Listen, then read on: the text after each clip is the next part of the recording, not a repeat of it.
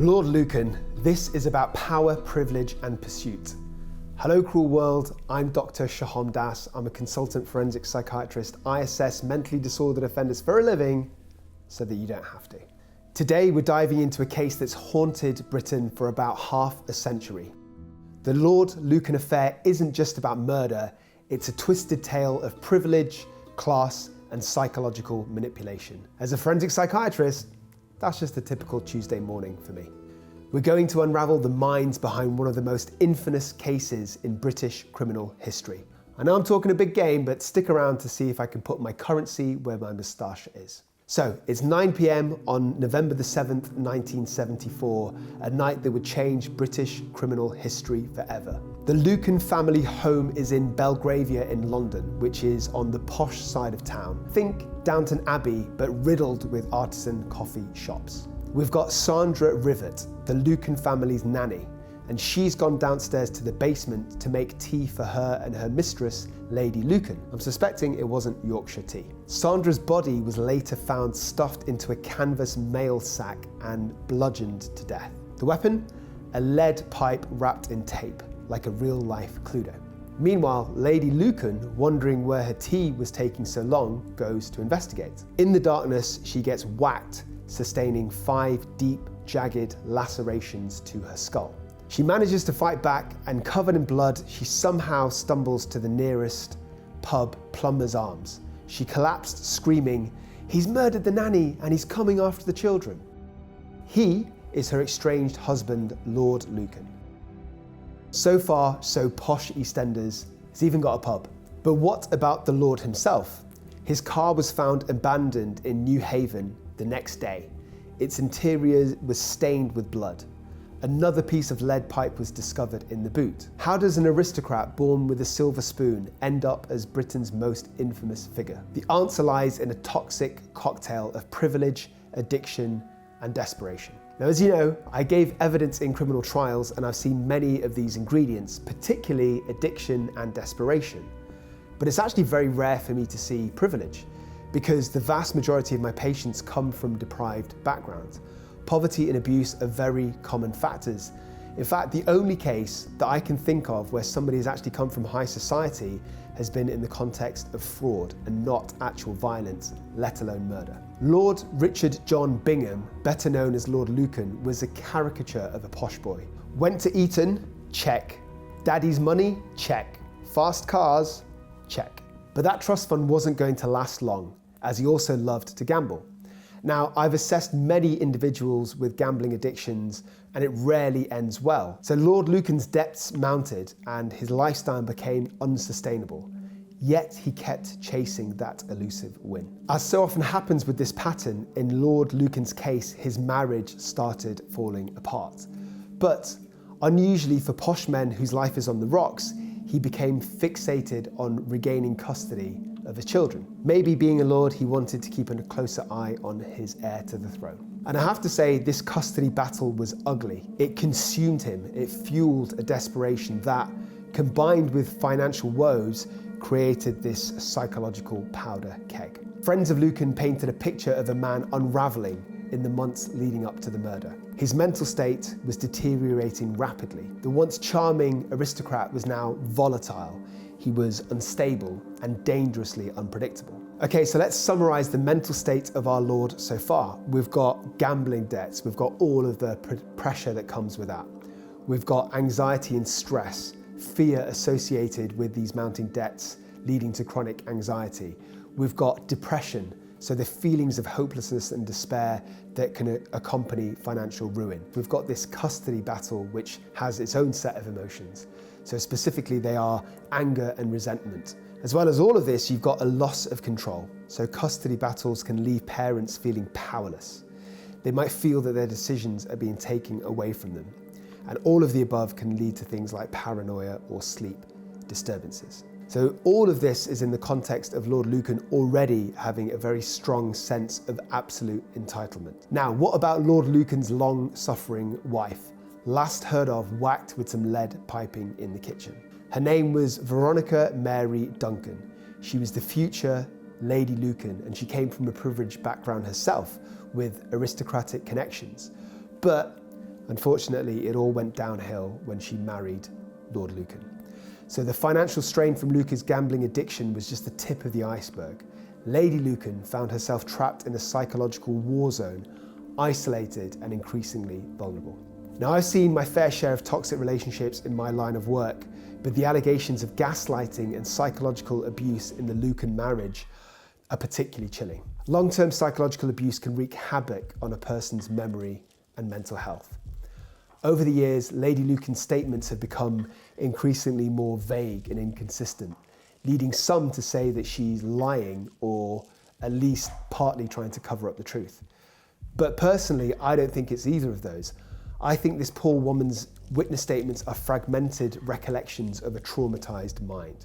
And we have to appreciate that during the inquest, Lady Lucan's testimony was delivered under immense emotional duress. She described being, and I quote, covered head to toe in blood after fighting off her attacker. And it's a vivid, horrifying picture. So as a forensic psychiatrist, I've assessed hundreds of cases related to a whole different range of pretty nasty traumas, and I can tell you that it does something to their memory. It can actually sharpen some details, but it blurs out others. So add to that the psychological abuse that Lady Lucan allegedly endured, and basically you've got the recipe of a very complicated witness.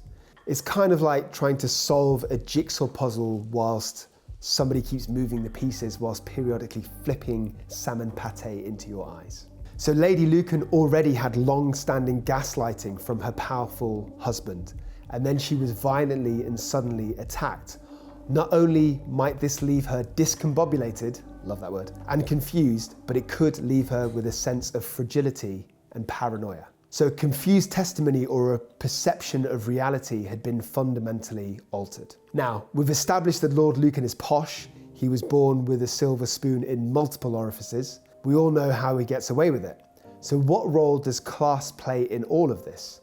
The social structure that's been in place for the UK for over 1,000 years. The investigation was compromised, I think, by a cosy relationship between the police and the journalist. So you've got these hard-drinking coppers and reporters swapping stories over pints and pork scratchings. The lead detective at the murder scene even invited his journalist pal to have a look around. Contaminate evidence much? So there's Lord Lucan's high society friends as well. Shortly after the murder, they gathered to discuss what to do if Lucan came back. In fact, John Aspinall, one of Lucan's closest pals, later admitted in a BBC interview that he would have done anything he wished for Lord Lucan. That's not just friendship, that's loyalty. And it's not just loyalty, but it's the worst kind, blind loyalty. The inquest into Sandra's murder was, I'll be honest, it was a farce. English law at the time prevented a wife from testifying against her husband unless he was charged with assault. And Lady Lucan's testimony was crucial, but the coroner limited questioning, blocking inquiries into her mental health or into her relationship with Lord Lucan. It's a chilling reminder that sometimes justice isn't just blind, it's wearing a monocle and sipping tea whilst playing croquet. And you would think finding a world-famous missing aristocrat would be easy, right? Wrong. The media frenzy surrounding Lord Lucan's disappearance kicked off immediately after Sandra Rivett's murder. In the weeks and months following Lucan's vanishing act, hundreds of reported sightings flooding in. Basically, every bearded man in a posh accent became a potential Lord Lucan.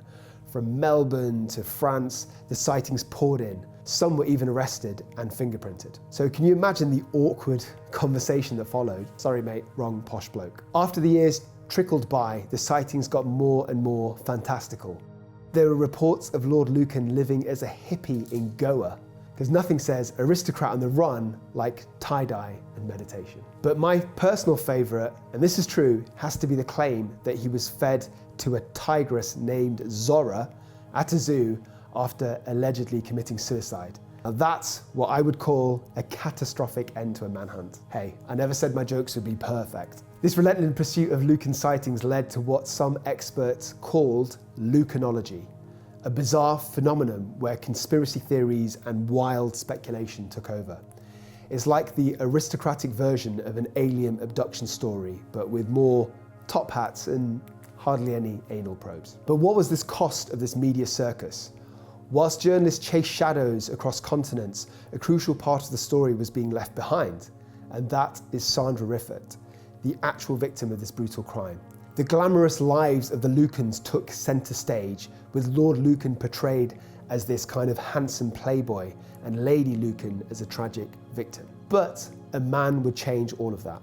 His name was Neil Berriman, and he wasn't a detective or a journalist, he was just a regular bloke who stumbled upon a devastating family secret. So when his adoptive mother passed away, he was handed a brown envelope containing a newspaper article about Sandra Riffert, the nanny who was murdered on that fateful night in 1974. Yet, you've guessed it, you've gone ahead of me, he was informed that Sandra was in fact his birth mother. He described it as horrendous, but it lit a fire in Berriman. So for the past 17 years, he's been on a mission to uncover the truth about his mother's murder. It's not just a hobby, it became his life's work. He travelled across the world chasing leads and gathering evidence. Berriman's own motto says it all. He said, "How far would you go if it had been yours?" He's also being listened to. He had a 2-part documentary on the BBC just very recently, the other week, and journalists are writing his story rather than getting pissed with their police pals. Maybe the ordinary man is fighting back.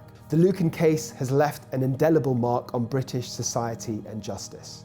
It prompted significant changes in inquest procedures and exposed the deep-rooted influence of class in British society. It became a symbol of how aristocratic connections can shape narratives and potentially obstruct justice. Okay, so let's summarize, let's do a quick recap. We've got this cad of a lord with a god complex protected by the establishment. We have got a gas-lit wife trying to tell her truth. We've got the legal system kissing the privileged backsides of the aristocracy. And we've got a son trying to avenge his mother. The Lucan case isn't just about missing lords, it's about a complex interplay of privilege, justice, and human nature.